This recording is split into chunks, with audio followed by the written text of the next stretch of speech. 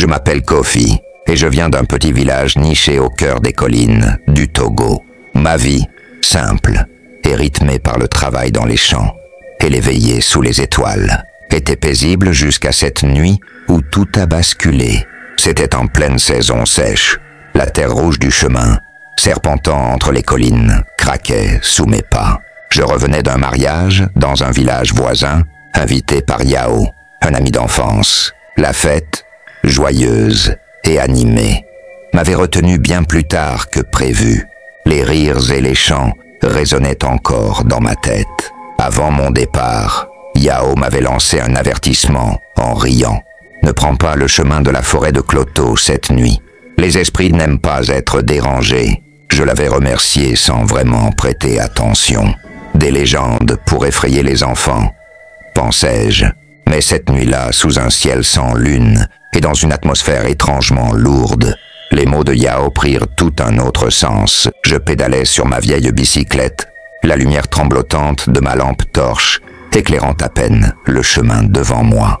L'air était lourd, presque suffocant, chargé d'une humidité qui semblait annoncer une tempête. Le silence pesant de la nuit était ponctué seulement par le bruit des insectes nocturnes et le crissement des roues sur la terre sèche. Puis, je l'entendis, un tambour lent et profond.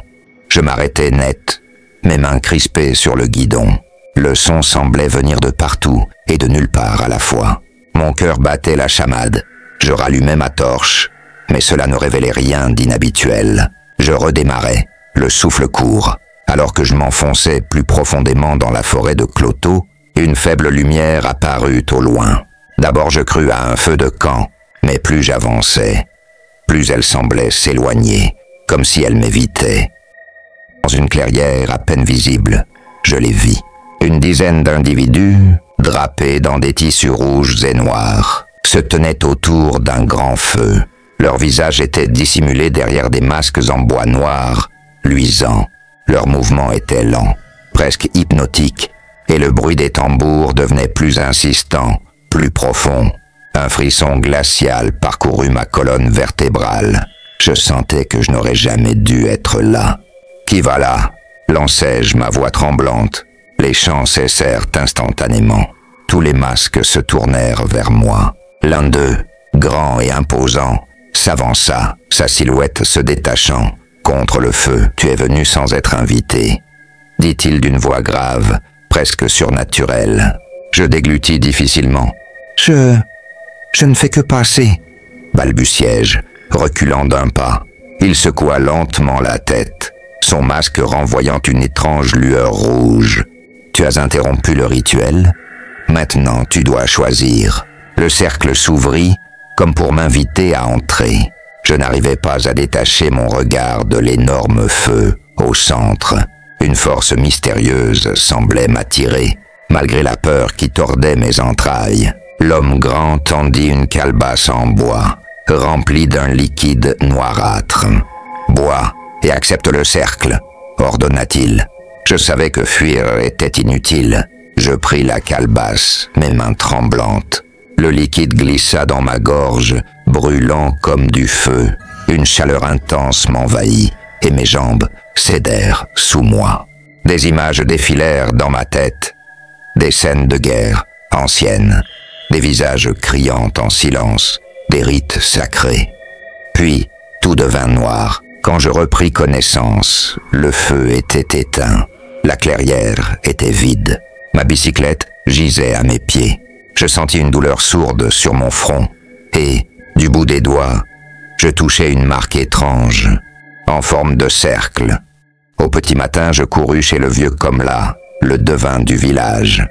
Il m'écouta et ses yeux s'assombrissant à mesure que je racontais mon histoire. « Tu as croisé le chemin des gardiens », dit-il. « Peu survivent à une telle rencontre. » Je tentais de comprendre. Pourquoi moi? Pourquoi maintenant? Il me fixa longuement avant de répondre. Ce n'est pas toi qui as choisi, Kofi. Les gardiens ne se montrent qu'à ceux qui ont une dette à payer. Je sentis un frisson glacé m'envahir. Une dette? Quelle dette? Komla se pencha vers moi. ses yeux perçants semblant lire au plus profond de mon âme. Puis il dit, en perturbant leur rituel, tu as bouleversé un équilibre entre le monde des vivants et celui des esprits. Désormais, tu portes leur marque, la forêt. T'as choisi pour accomplir une mission que toi seul peux comprendre. Cette cicatrice est un rappel, comme là me montra la fine cicatrice en forme de cercle sur mon front. C'est leur marque.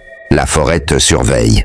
Tu as croisé son chemin, et désormais tu portes sa trace. Ta dette n'est pas une dette ordinaire. C'est un fardeau spirituel. Les gardiens attendent quelque chose de toi, mais ils ne te diront pas quoi. Tu devras le découvrir par toi-même. J'étais perdu dans ces paroles. La forêt avait un pouvoir sur moi, un pouvoir auquel je ne pouvais échapper. La dette que j'avais contractée cette nuit-là n'était pas une simple erreur de parcours, mais un appel que je devais comprendre et répondre. Je ressentis un froid intense m'envahir. J'avais pensé que ma rencontre avec la forêt et les gardiens n'était qu'un mauvais souvenir, mais il n'en était rien. La forêt, les esprits, les gardiens, tout cela faisait désormais partie de ma réalité. Je n'étais plus un simple villageois, mais un homme lié à un monde spirituel que je ne comprenais pas. Et je savais que ma vie ne pourrait plus jamais revenir à ce qu'elle était avant cette nuit. Depuis cette nuit, ma vie n'a plus été la même. Je n'ai plus osé emprunter le chemin de la forêt de Cloto, et même le moindre bruit de tambour dans le lointain me fait frémir. Mais je sais, au fond de moi, que ce lien avec la forêt n'est pas encore complet. Ce que les gardiens veulent de moi, ce n'est pas simplement ma survie. J'ai perturbé un rituel ancien, et désormais, la forêt attend que je comprenne son message. Ce lien, cette dette, m'oblige à un destin que je ne comprends pas encore. La forêt ne me laissera pas partir sans avoir accompli ce qu'elle attend de moi. Elle me surveille, patiemment, et un jour, je serai appelé à revenir. Quand les tambours résonneront à nouveau, ce sera le moment de découvrir ce que la forêt réserve réellement pour moi.